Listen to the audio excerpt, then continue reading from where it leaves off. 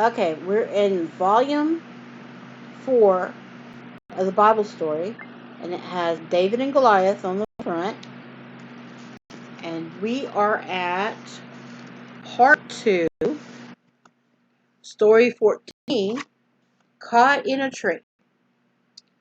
That's what it says. And I know what it's about, but let's go to the story and find out. On the other side of the Jordan, or the Jordan. I want to put the, but it says, on the other side of Jordan, David found many more friends who were sorry for him and wanted to help him. One group brought beds and basins and earthen vessels and wheat and barley and flour and parched corn and beans and lentils and parched paws and honey and butter and cheese of kine for David and for the people that were with him to eat. For they said, the people is hungry and worried and thirsty in the wilderness. So they brought everything they had, basically, for David. And they had a feast. Refreshed, David and his followers went to the city of Mahan, Mahan, Mahanam. That's what it looks like. Mahanam. Mahanam.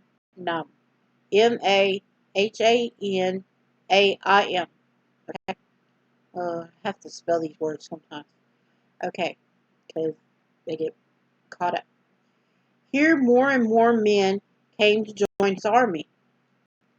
Soon he had several thousands of the finest soldiers in Israel with him, and was ready to meet Absalom when he should come and attack him. At last the day of the battle came. Strangely, on the very morning as the men of war were marching out of the city gate, David said to them, deal gently for my sake with the young man, even with the young man, even with Absalom. Even yet he loved the boy, despite all the evil that he had done. So he loved his son, you know, kind. David wanted to lead his men into battle as of old, but they refused to let him. He wanted to lead. He wanted to go out there. Thou art worth 10,000 of us, they said. Therefore now it is better for thou succor us out of the city. Succor. Succor us out of the city. In other words, it's better for you to look at us going out. So David stayed behind, sitting at the city gate, waiting impatiently for news. Absalom's army did not stand a chance against David's seasoned veterans. It was soon scattered and destroyed. Fleeing on a mule, Absalom met with a strange accident. As he passed under a great oak in the forest of Ephraim, his head caught in the boughs of the tree. A forked branch gripped him by the neck, and his mule dashed away from under him. He was left dangling helplessly in the air. Basically, he got choked. He was choking. One of David's men found Absalom in the tree and ran to tell Joab. Nothing could have pleased Joab more. He had many a score to settle with this young man. Forgetting David's request to deal gently with him, he thrust 3 darts through his heart. There he had Then he had Absalom's body thrown into a deep pit and covered with stones. Meanwhile, David was waiting for news at the city gate. By and by, the watchman on the wall above cried, "I see a man running alone." Then, to David's surprise, the watchman cried, "I see another man running along.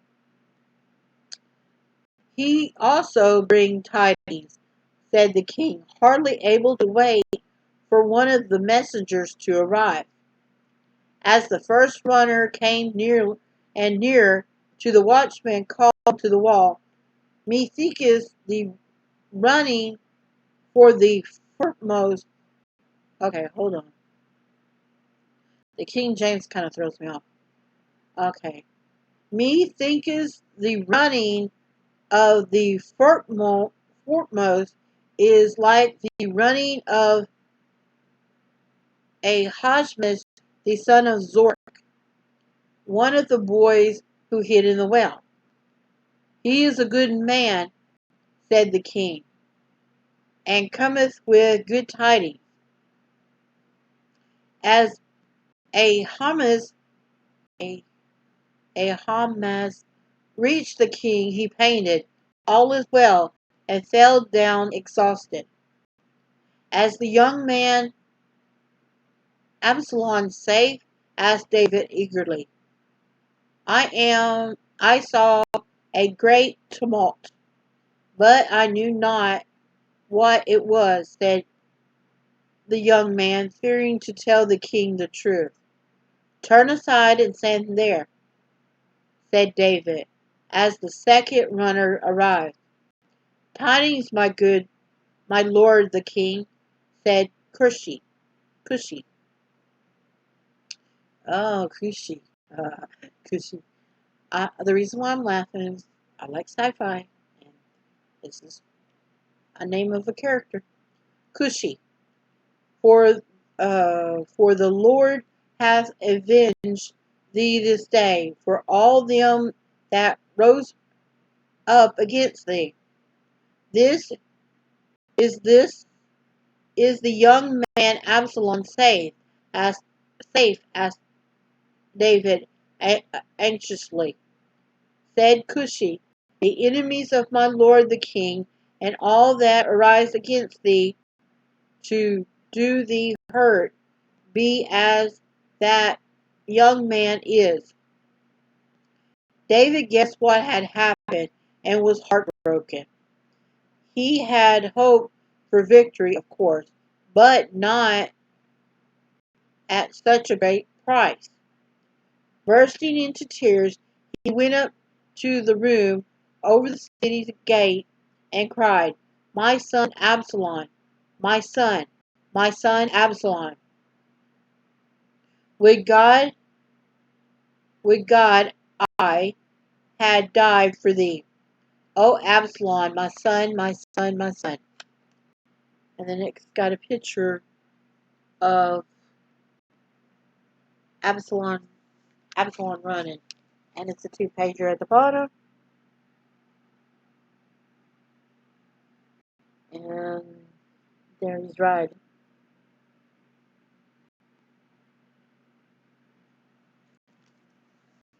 Okay. And that is the end of story 14.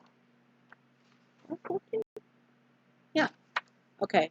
That's the end. So I'm going to break.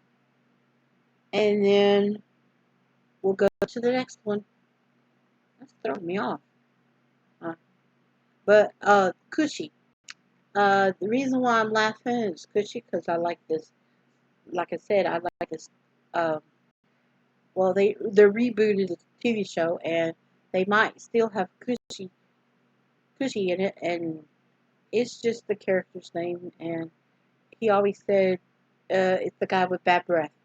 Um, and that's all I'm gonna say. Okay, you'll figure it. Well, y'all will try to figure it out. Well, your parents will probably, if they remember the show, because the show was back in the '90s, um, and I liked it a lot.